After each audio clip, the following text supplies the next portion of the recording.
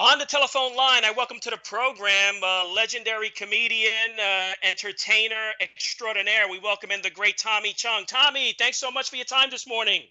Hey, my pleasure. My pleasure, man. What's up? No, man, I appreciate it. We have like 15 minutes, so we'll get right to it. Take us. What's going on with the Netflix series, Tommy? The reboot. I heard it was pushed back. It was supposed to be scheduled for July. Oh, you mean for the 90's show?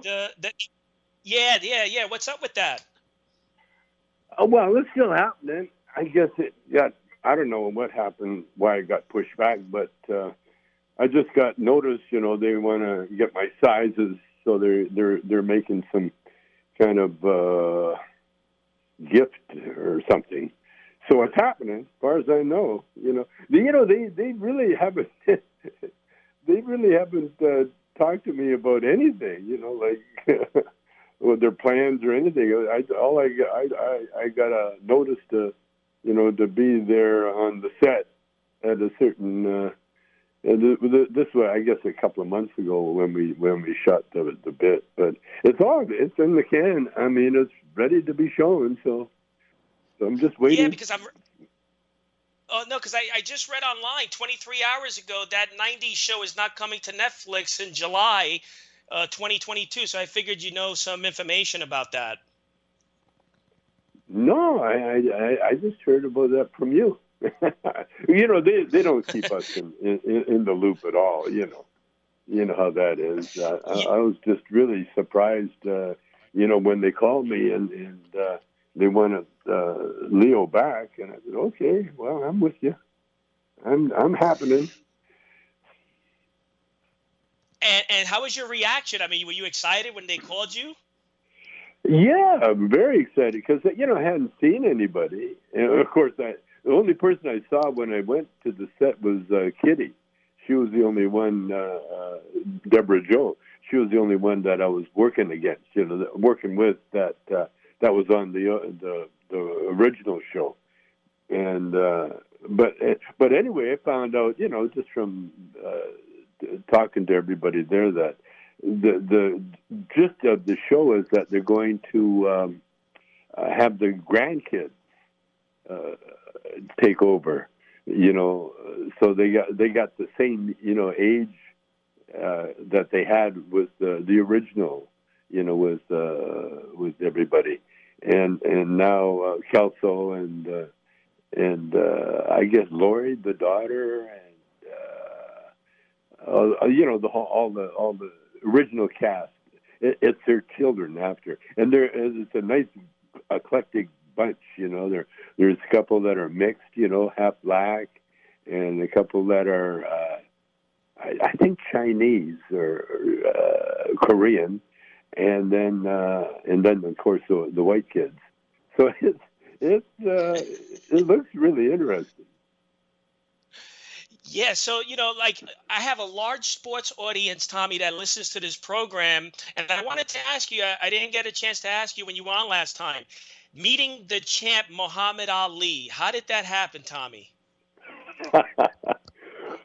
Well, the singer that was that got me into Motown, Bobby Taylor, was actually went to the Olympics with Ali when he was Cassius Clay, and so they were buddies. They're from kids, and so when Ali was banned from boxing and he was doing his tour, speaking tour, he ended up in Detroit. And so then Bobby called me. I was in Detroit at the same time. And he says, the champ's coming over. Come on over. And, I want you to meet him. And so I drove over, and I just by accident, got on the same elevator as the champ. He didn't know who I was, and I definitely knew who he was. And you could tell, he was kind of a little uncomfortable, just being alone in a hotel elevator with me. And so halfway up the ride, like he didn't know where I was going, but we were going to the same place. I think it was the 7th floor or something. And so halfway up there, I said to the champ, I said, Lady Scarlet says hello. And the look on his face, man, because what happened, Lady Scarlet was a stripper that I knew from L.A., we'd worked together. And it was just happened, just by accident that she'd called me earlier. And she said, guess who I had a night with? And I said, who? And she goes, the champ. No kidding. No kidding. Yeah. She had a one-night stand with the champ. And I said, oh really? Okay. And when we got off the elevator, we both walked to the same door, and then that's when he found out who I was, and that's when he had a big laugh. But when I said Lady Scarlet says hello, he his eyes got all big, and he looked at me like I was a ghost. because nobody knew what he did except Lady Scarlet, and then we never talked after that because everybody was there, my ex-wife and the kids, and they're all excited to see him, and we took pictures, but for the life of me, I haven't been able to track down the picture of me and the champ. Because we were pretending we were boxing, but what a beautiful person he was. But that's been my whole life. I've been privy to meeting people, very very famous people. You worked with them, like George Harrison. He played on Cheech and Chong records. Because we were in the same recording studio, and he was a big fan, and I met I got high in front of or with all the Beatles except Paul. Paul's on my bucket list. Paul's the only one I haven't met, but I like the Vancouvers. The group I was with, we actually helped Michael Jackson and Jackson 5 get signed to Motown because they opened for us. They won a high school contest, and the winner, as their prize, was opening for Bobby Taylor and the Vancouvers and Jerry Butler at the Regal Theater in Chicago, and so that was their first, out of the house performance on stage ever, and of course we saw how great they were.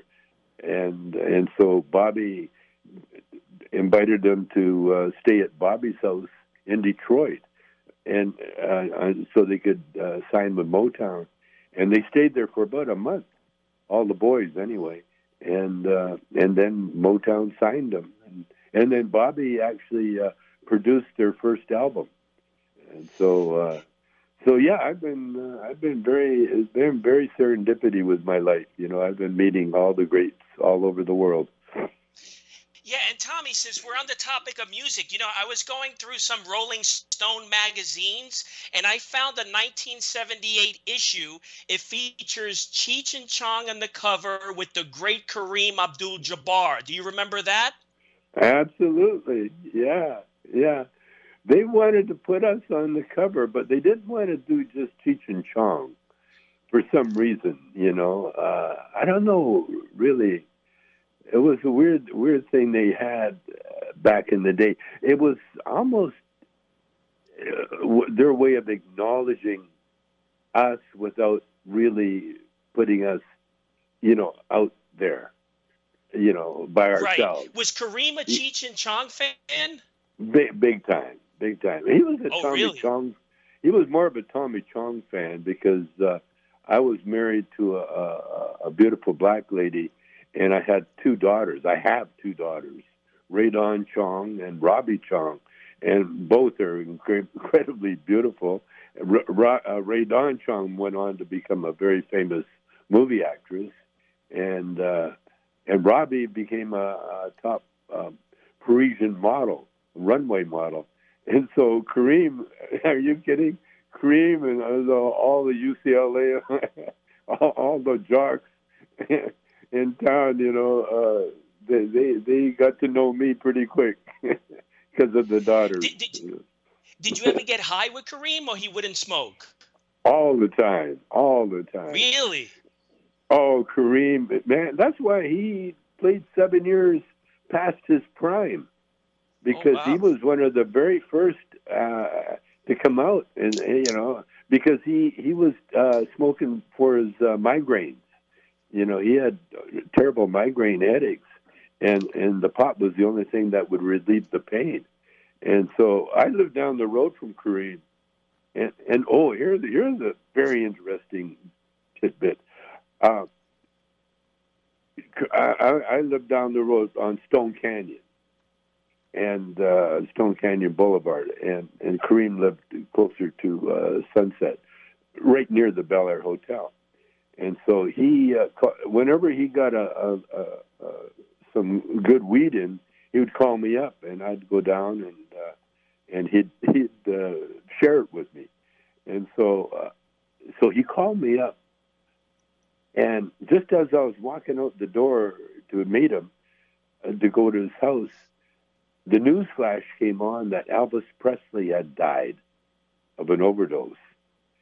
And so as I walked down the road, I was going in my mind, because Elvis was a big, big influence on my career, because I was almost a year or so younger than Elvis. And I was in the same business, and in fact, this native kid that I hooked up with, he was an Elvis impersonator.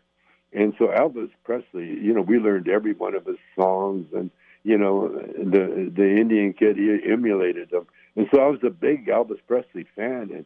And my daughter, Precious, was good friends with Lisa Marie. They went to the same school together. And so there was a big connection. So I'm walking down the road to meet Kareem, and thinking of Elvis, all going in my mind. And then when I got to Kareem's place, I rang the gate. He had a doorbell on his gate, and as I was waiting, a big giant hand clutching a big bag of weed came through the mailbox, like laughing, and all of a sudden there's this huge hand holding this bag of weed for me, and I said, "Thank you," because Kareem was very shy. He never let too many people inside his domain, his house. And in fact, the only time I was in his house was when Cheech stayed there, and and we went to visit Cheech and to see inside Kareem's house for the first time. And Cheech says, "How is it?" And Cheech is sitting on a little little thing on near the pool, and he goes, "It's fun in the valley when the giant's away." so we had one more thing I got to tell you. Right after Elvis died, they had all the memorials on TV. And so I was, like I said, I was a huge Elvis fan, so I was glued to the television. And right at the same time, Lisa Marie came over to our house to play with Precious, my daughter. And so I was really curious to see how she was going to react to all the news coverage. And as I was watching the story, I saw, out of the corner of my eye, Lisa Marie came in, and she stood behind me sitting on the couch, and she stood behind, and she watched the show for a couple of minutes, and then she got bored and just walked away with my daughter. Let's go play. She had no connection with the man who called her dad. It was crazy when I saw that. It was a very intimate moment. But I never met Elvis. He was a fan of Cheech and Chong, and he sent us a Christmas card one year. But unfortunately, I never got to meet the man. Really? So yeah, I wish I have more time. I wanted to ask you about Johnny Carson. I mean, Cheech and Chong, the biggest success of the 1970s, tag team comedy champions. What was the deal with Johnny Carson not having you guys on the program? He was too afraid because everybody on the program smoked weed, and he was, especially Fred Cordova, his producer. They were very well known potheads. And Johnny was a juicer. You know, he drank, and Ed McMahon. You know, they were all juicers. And I don't think maybe at the end of his career, you know, or no, his life actually. Johnny, I saw Johnny one time at Spago's, and this is after he retired, and his hair was down to his shoulders. He had long hair, and he was in the bathroom underneath his a faucet, trying to clean out his nose. Oh, Tommy, I gotta have you. I only have a 25-minute show. I gotta have you back. Oh, okay. Anytime, man. Give me a call. Listen, I appreciate your time. I'll keep in touch. Okay, do that. Take care. All right. Thanks, Tommy. That was the legendary Tommy Chung. Until next week, happy collecting to all.